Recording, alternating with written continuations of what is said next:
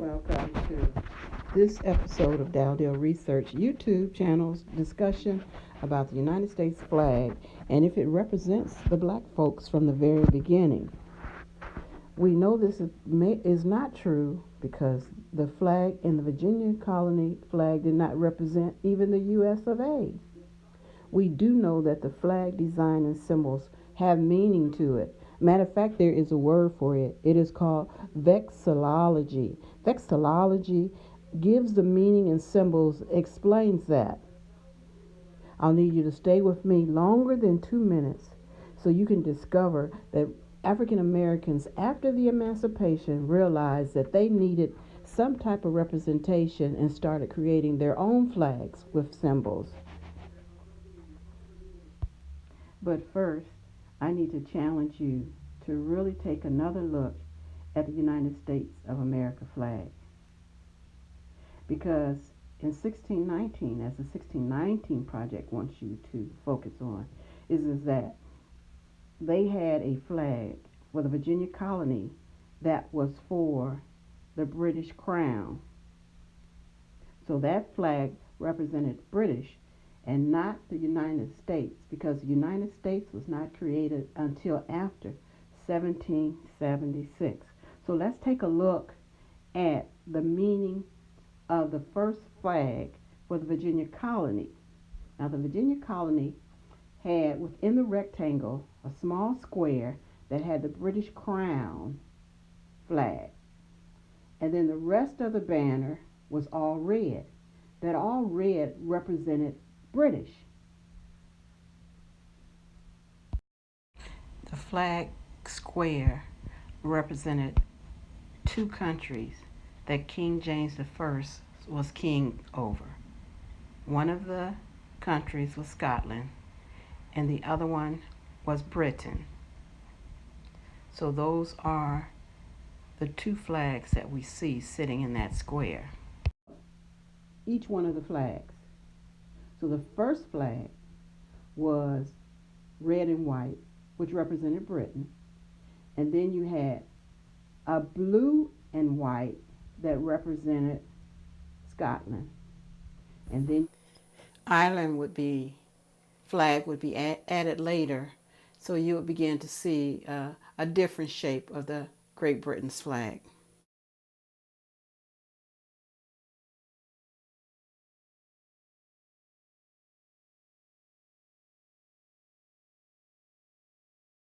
Unfortunately for Great Britain, there was a American Revolution that would take place where the British settlers wanted their independence in 1776.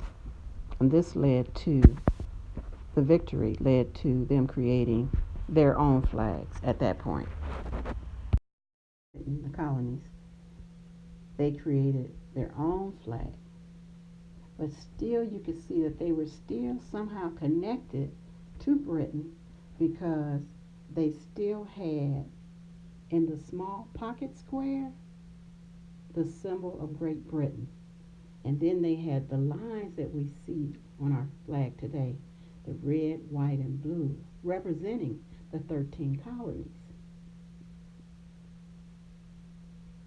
But then the flag would evolve and it would become the myth of what we hear about is that during the battle that Betsy Ross, she crocheted, knitted, sewed a flag with so many stars in a circle.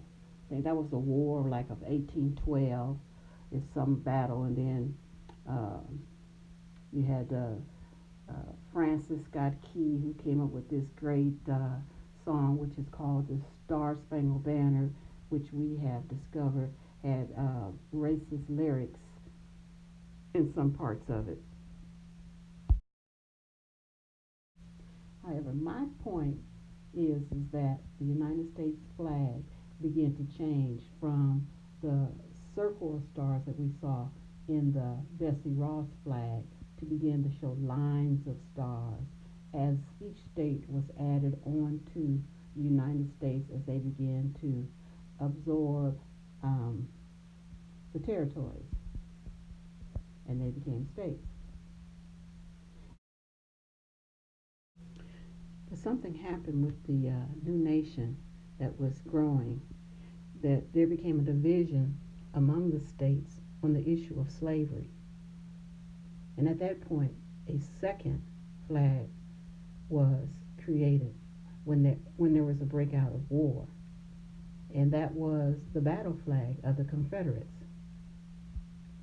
And as the Confederate was trying to create a new nation within that nation, they created a symbol of what they were trying to create.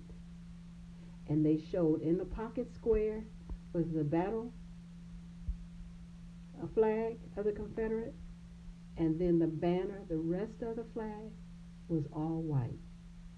Wow. Wow. What does that tell you? If a flag represents its community,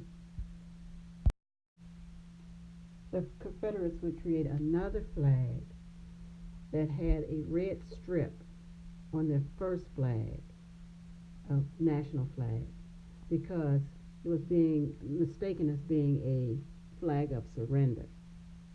So they created that third flag until they were defeated, and then they had to begin to use the flag that we recognize as today as our United States flag. So when I look at the United States flag, I still see the representation of the 13 colonies and the fact that the red represented Britain from the original flag that flew over the 13 colonies, and then the land that they wanted to create a white supremacy, and then the blue background, which represents the union of the Confederates and the United States. So I'm just asking you to take a closer look at what the representation really means of our flag, and that it's not inclusive of the African American. As I said, vexillology tells us that these symbols of a flag have meaning. And it wasn't until around 1920, under the Marcus Garvey movement, that they created a flag to fly, to represent the African Americans, which was the red, black, and green flag, which Marcus Garvey made a mistake on the colors because he was really going back to his roots of Jamaica and was trying to create a flag that was similar to it, but the colors were gold, black, and green. Matter of fact, the Garvey flag is still recognized today within the African American community. Matter of fact, the United States Postal Service got into the act of celebrating the flag in 1997 by creating a postal stamp. That United States United States Postal Service wanted to honor the flag, and they created a stamp. So it was two things. It was a dual purpose. One was to recognize Kwanzaa, which was a holiday that was being celebrated by the African American community. And what the United Postal Service did was they made a mistake or error. Or was it an error? I'll leave that up to you. What the United States Postal Service did was they flipped the colors. So they put the colors as black, red, and green instead of the red, black, and green. So there has been a movement within the African American community that has been saying all along that the United States of America flag really was not representation of the battle of the African American or emancipation being inclusive. So there have been ongoing flags that have been being created from within the African American community. And I leave you with two of those representations in which I had created. There was one flag that's listed in a book that was created by a brother by the name of, his name was Rodney Deal, who created the flag of remembrance of 1865. And his has a mule on it, and basically the 40 acres and a mule theme. But I just wanted to share this information with you about symbols that represent the United States. They have meaning. It's no happenstance that they continue their symbols and how they want the United States to be represented by their symbols. Thank you for listening to another episode of Dowdell Research YouTube channel.